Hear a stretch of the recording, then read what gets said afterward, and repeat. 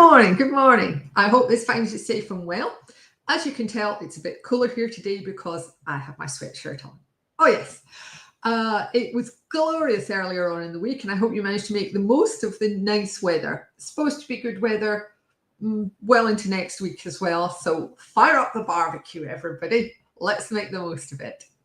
So what have we got for you today? Right, first thing is, everybody's on holiday in the regulators, basically. But that isn't stopping the publication of certain things coming through. And I noticed that this week we had some new mandatory classification opinions from GB. And we also had some new harmonised classification proposals from the EU. So we've got some sets of chemicals that have been agreed for their official classification, but they've not been signed off yet. Now, the reason why that might be helpful to take a look at is just in case any of them affect your substances. So I'm going to put two links in. The first one is to the page for you to download, going in there, from the HSE website, which is their full list of opinions, and it's the last few. Let me just check and see how many there are. Quite a few. I don't know if I can count them while we're online, but they're at the bottom of the list, as it were, starting at 3,5-dimethylprazole. Right, okay, so that's the UK ones. So the second ones are on the EU Registry of CLH Intentions to Outcome. And they've agreed some of them. That was this week as well. I'm getting confused between my mandatory and my harmonised classifications. Excuse me. Trying to talk and type at the same time. Am I getting any better at it? Probably not. So again, that list is going there. And again, you need to search for them. You need to search on where they've been agreed and then the dates. But yeah, all of those chemicals are actually listed in this week's Chemical Coffee Time. So if you want a shortcut to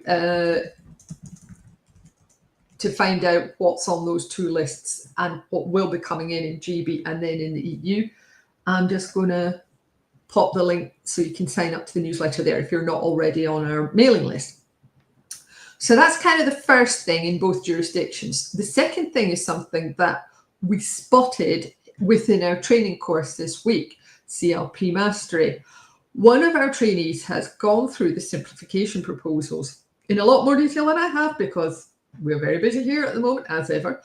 And what they've noticed is that there's hidden within the simplification proposal, there is a thing called that's to do with replacing the telephone number on the label with a thing called digital contact.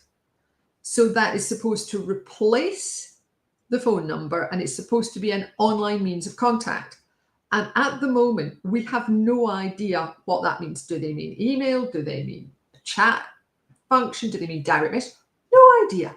No idea at all. So if you know anything about that, then please do let me know and I will circulate it because this is a big deal. And also it's very, very annoying because, you know,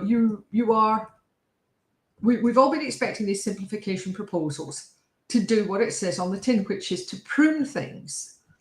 But, you know, the European Commission, the European bureaucracy, they just can't help themselves, can they? They can't resist tinkering.